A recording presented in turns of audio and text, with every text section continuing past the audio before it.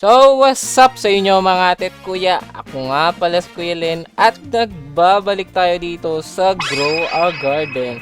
So, last video sabi ko sa inyo mga ate at kuya, magpaplanta ako ng guyabano ngayon kasi mukhang maganda yung guyabano. Napakamahal niya kahit sobrang liit pa lang niya, no? Mga ate at kuya. Sabi ko nga sa inyo, gagawa tayo ng method, 'di ba? Sabi ko. Kaso, okay, nung tinignan ko yung wiki, kinonfirm ko bago ko gamitin yung sprinkler kasi baka masayang. Ayoko naman sayang. Konti lang kasi sprinkler ko. Wala pala sa prickly or tropical yung guyabano. So nagtataka ako bakit hindi siya kasama sa prickly and bakit wala siya sa kahit tropical, no? So ito mga tikuya, nandito tayo sa sa wiki, okay? Dito makikita nyo iba't ibang crop types para alam nyo kung anong pets yung gagamitin nyo, okay? Titignan muna natin yung prickly. Asan ba yung prickly? Kasi may patusok-tusok ang guyabano. Guyabano kasi yan eh. Diba? Prickly, matinik. Parang matinik. So nung titignan natin dito sa prickly, wala yung guyabano. Pero nandito yung aloe vera, yung nectar thorn, and yung iba pang matitinik, okay? Nandito, pero wala si guyabano, okay? Tapos, pag bumalik ulit tayo dito sa crop type, tapos pumunta tayo dito sa tropical type, okay? Wala ulit si guyabano dito, or guabana, guanabana, wala siya dito, okay? Wala, hindi nyo siya makikita dito. So, in a short, wala siya sa tropical, wala din siya sa spike, sa tawag dito, prickly fruit type, no? So, kaya i-search nyo siya dito, guanabana. May mga nag-try na, okay? May mga nag-try na dito, nag-comment sila. Ayan, katulad nito, prickly or tropical, trinay na nila, gumamit sila ng bloodhead shag, gumamit rin sila ng tukan, pero hindi rin gumagana, okay? Ito nga sabi, it's none of the above. I tested on separate occasion with 7 tukans and 6 bloodhead shag, and nothing happened, okay? So, hindi natin magagawa yung method na tinutukoy ko. Pero, pwede pa rin natin gamitan ng master sprinkler, okay? Pwede pa rin natin gamitan ng master sprinkler yung guyabano. And gusto ko siya itry gamitan kung ganong kalaki yung pinakakaya nitong guyabano seed na to, no? So, ang gagawin natin mga ate at kuya, itatanim natin to, tapos gagamitan natin ng master sprinkler, tapos isasabay natin yung lily of the valley, okay? Kasi yung lily of the valley mga ate at kuya, kung hindi nyo alam, mahal yung lily of the valley, okay? Kung napanood nyo yung video ko kahapon, mahal yung lily of the valley. So pagsasabay natin silang dalawa kung sino bang mas okay sa kanila, okay? So mga ate at kuya, kasi nga hindi nagana yung mga pet na iba dito sa guyabano o kaya lily of the valley, ang gagamitin nating pet is yung mooncat, no? Ang dami kong mooncat ngayon, so tataka kayo saan galing. Galing po lahat yan sa harvest event. Mag-iisang, ano na ba? Tama ba? Araw-araw ako kasi nag-ano eh. Kaya hindi nyo ako nakikita sa isa kong server kasi nag-grind ako kasama yung alt ko. 2 alt. So kapag nakakuha ko ng mooncat, tatlo lagi nakukuha ko. Kaya yan, madami akong mooncat ngayon. Then magagawa natin to. Bakit tatry ko to, okay? So, hindi ko kabisado kung paano gumagana tong mooncat method, okay? Kaya pagpasensyahan nyo na kung magkamali man ako. Pero tatry natin. Parang ang alam ko lang talaga is kailangan antayin yung matulog yung antayin yung matulog yung mooncat doon sa pinapalaki nyo. Alam ko kailangan muna natin to itanim. Tama ba? Itatanim ko muna kasi medyo matagal to tumubo tong mga to, lalo na yung guyabano. So, babalikan ko kayo kapag fully grown na to, tapos saka natin sila aayusin, okay? So, babatering ka natin para mabilis tumubo. So, yun, babalikan ko kayo pag fully grown na yung pinakapuno niya kasi alam ko ganun siya ginagawa eh. So, ito mga ate kuya, fully grown na yung dalawa nating guanabana, pati yung lily of the valley. Actually, nagkakaroon na nga ng bunga eh. Dapat walang bunga yan. Pero, lalapag na natin yung mga mooncat natin, no? Meron tayong 6 na mooncat na pwede nating itanim, okay? So, 1 minute pa yung mga ability nila. Sa ang pagkakaintindi ko okay? Kasi yung mga tutorial na napapanood ko sa mooncat method is puro nakagamit sila nitong flashbang method, no? Kung baga yung may Robux, kapag natutulog doon nila pina-flashbang para mabilis yung tubo kagad. Kasi ako, wala akong pang flashbang, okay? So, kailangan kong antayin to and kailangan kong masaktuhan na natutulog, saka ko sila itatravel. Yun yung pagkakaintindi ko, okay? Kapag wala kang pang flashbang. So, ayusin ko lang yung mga sprinkler ko. Kailangan kasi naka-ready ako. Problema ko, baka tumubo na yung guabana, no? Yun yung magiging problema ko. So, unahin natin yung master. Sunod yung adley. Sunod yung advance. Then, yung basic. So, ayan. Ngayon, patulog na ba tong mga pusa? 10 seconds. So, i-delete ko muna tong mga lily of the... Uy, hindi ka na. Tong lily of the valley na bunga. Ayun, natulog na yung... Natulog na. Teka lang. Natutulog na sila. So, lipat natin tong mga to. Travel kagad dito. Travel kagad dito. Travel kagad dito. Travel kagad dito. Tapos, bigyan natin master. Tapos, godly. Tapos, yan. Tapos, quit tayo.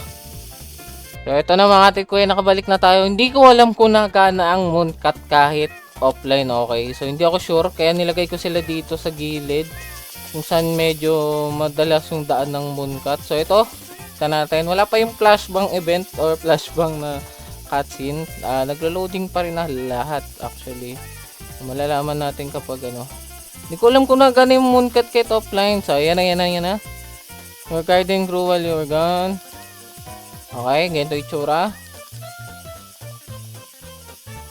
Oh! Uy! Ang laki nung Lily of the Valley. Pero itong Guanabana, ang laki nung Lily of the Valley. Pero yung Guanabana, hindi siya lumaki ng lumaki sobra. Okay? Hindi ko alam kung bakit.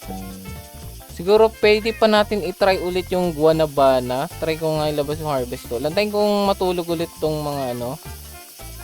Pero ang laki na itong Lily of the Valley. Kita nyo ba? Ang laki oh. Teka lang, mamaya natin i-collect yan, okay? Mamaya natin i-collect.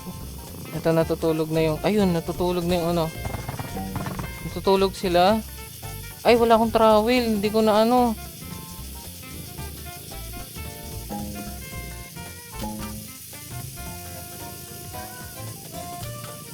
Ayan. Patulugin natin sila dyan. Tapos titignan natin if gagana ba. Wala. Hindi pa natin malalaman. Mamaya pa natin malalaman. So, yun. Sakto dito natulog yung mooncut dito sa ano mismo. So, antayin na lang natin yan, no? Balikan ulit natin mga tit kuya. Pero laki ng isang lily. So, ito mga tit kuya. Nagbabalik na tayo, no? Almost 1 hour na yung nakalipas. Di ko kasi alam kung may weight limit tong guava na kaya kinuha ko ulit, no?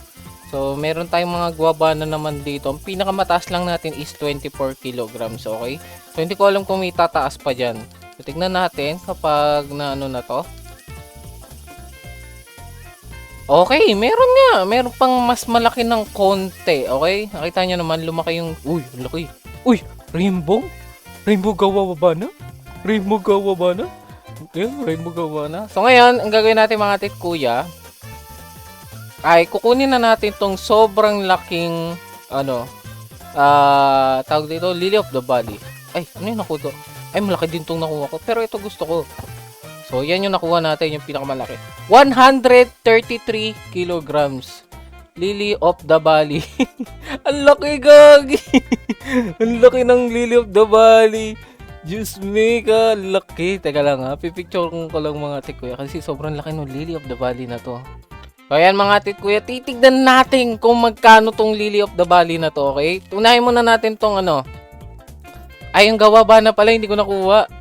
Ang pinakamataas ko ngayon is itong ano, gold na 24 kilograms. Pero kuha tayo nitong isa, okay? Nitong isa. Itong isang to. Hindi natin kukunin yung rainbow, okay? Masyadong maganda yung rainbow eh. Hindi natin kukunin yan.